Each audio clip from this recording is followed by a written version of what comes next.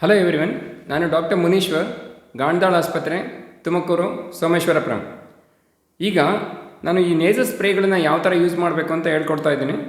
ಯಾಕೆಂದರೆ ಇತ್ತೀಚೆಗೆ ಈ ನೇಸಲ್ ಸ್ಪ್ರೇನ ತುಂಬ ನಾವು ಬಳಸ್ತಾ ಇದ್ದೀವಿ ಮತ್ತು ಡಾಕ್ಟರ್ಸು ಕೂಡ ಬರೀತಾ ಇದ್ದಾರೆ.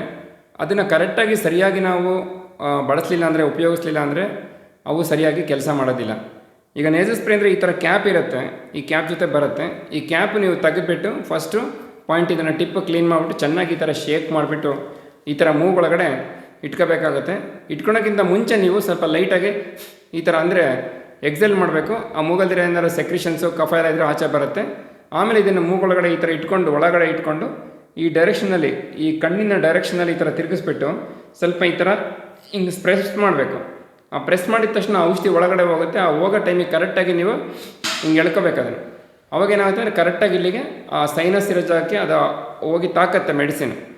ಅಕಸ್ಮಾತ್ ನಾವೇನಾದರೂ ಈ ಅಡಿನಾಡ್ ಕಾಯಿಲೆಗೆ ಏನಾದ್ರು ಬರೆದಿದ್ರೆ ಎಲ್ಲ ಸ್ಟೆಪ್ಸು ಸೇಮ್ ಇರುತ್ತೆ. ಬಟ್ ಇದನ್ನು ಈ ಸ್ಪ್ರೇನು ಈ ಥರ ಡೈರೆಕ್ಷನ್ ಇಟ್ಕೋಬೇಕು. ಈ ಥರ ಡೈರೆಕ್ಷನ್ ಇಟ್ಕೊಂಡು ಒತ್ತಿದ್ರೆ ಇಲ್ಲಿಗೆ ಹೋಗುತ್ತದು, ಕಿವಿ ಇರೋ ಜಾಗಕ್ಕೆ ಒಳಗಡೆ ಹೋಗುತ್ತೆ. ಆವಾಗ ಅದು ಅಡಿನಾಡು ಕಡಿಮೆ ಆಗುತ್ತೆ. ಈ ಏನು ಸ್ಪ್ರೇಗಳನ್ನು ನೀವು ಕರೆಕ್ಟಾಗಿ ಡೋಸೇಜ್ ಪ್ರಕಾರ ನಾವೇನು ಹೇಳ್ತೀವಿ, ಈಗ ಬೆಳಗ್ಗೆ ಸಾಯಂಕಾಲ ಯೂಸ್ ಮಾಡಿ ಅಂತ ಹೇಳ್ತೀವಿ. ಕೆಲವರಿಗೆ ಬರೀ ಒಂದೇ ಸಲ ಹೇಳ್ತೀವಿ.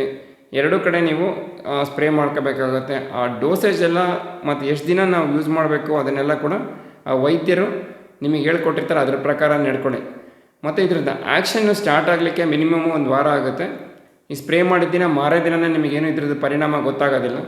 ಆದ್ದರಿಂದ ಅವರು ವೈದ್ಯರು ಯಾವ ಥರ ಹೇಳ್ತಾರೆ ಆ ಥರ ಉಪಯೋಗಿಸಿ. Thank you.